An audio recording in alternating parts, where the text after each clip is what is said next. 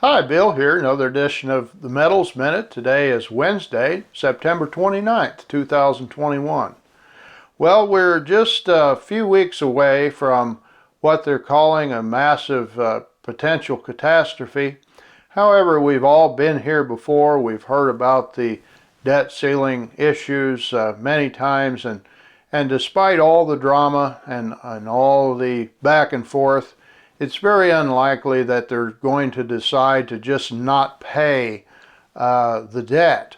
What's far more likely is after a lot of drama and a lot of grandstanding and different ones trying to present themselves as the hero of the day, we'll get back to increased debt levels and further currency creation. And we know for fairly certain that they're going to deal with the rising debt and the existing debt by means of currency devaluation and inflation. It's another way to say it is inflating the debt away. And what that means is they cannot really pay it off in the traditional sense. And it's not just bondholders overseas that are getting nervous. It's you and I they can't really afford to pay. The things that were promised and what were owed, besides the nearly $30 trillion in acknowledged debt, there's upwards over another 100 trillion of unfunded liabilities that they don't have right now the resources for. And so it requires a constant ongoing increase of the debt to pay. Now, inevitably, whenever these types of situations occur, it causes uncertainty to increase, and it causes typically gold and silver to rise. Now, to get ahead of that, there's been an incredible amount of paper smashing going on in the gold and silver markets. We've seen this time and time again, massive selling of paper contracts to try to force the price lower in anticipation of its inevitable rise. And we've seen it over and over throughout history. Meanwhile, worldwide, the demand for physical gold and physical silver is off the charts and continues to expand. Now, there's some things that you should know.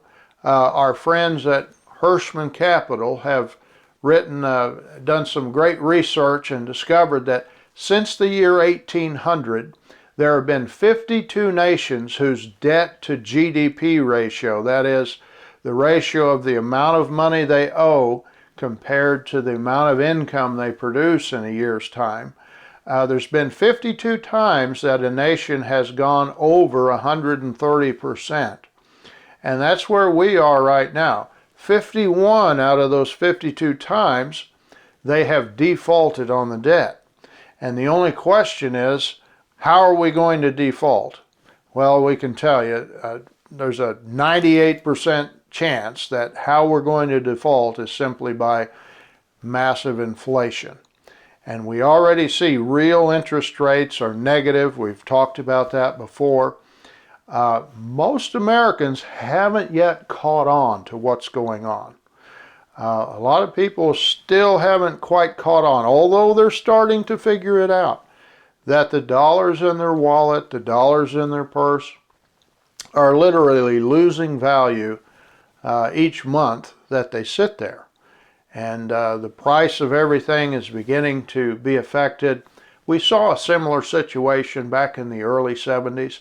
And I want to encourage you, it takes a little patience, but within 5 years, gold had increased 8-fold, and silver had a similar run. And so I just want to encourage you to keep that in mind right now today as we look at the numbers. There's an incredible sale going on, and I don't believe it's going to last for long.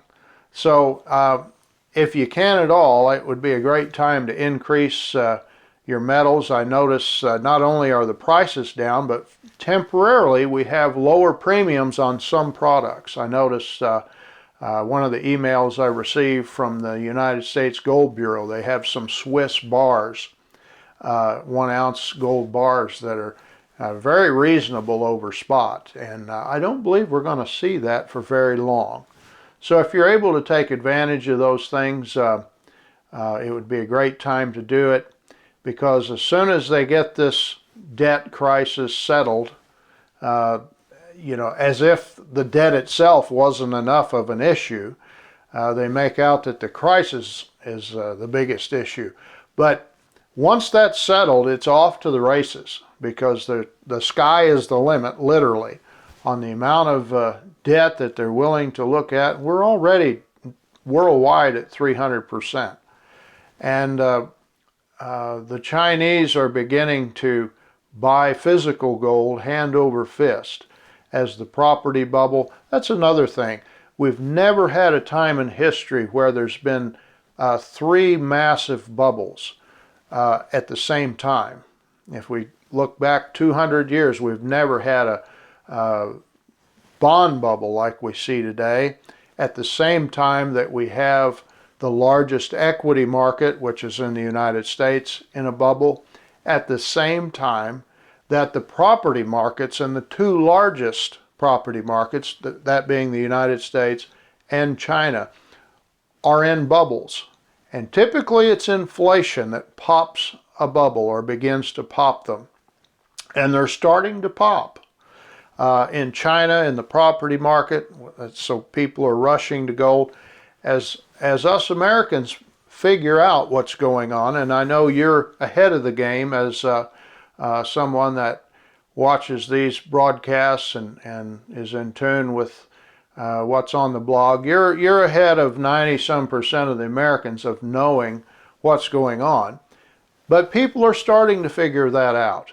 And so it's a great time to protect ourselves with physical metal. Thanks for tuning in. We'll see you again next week.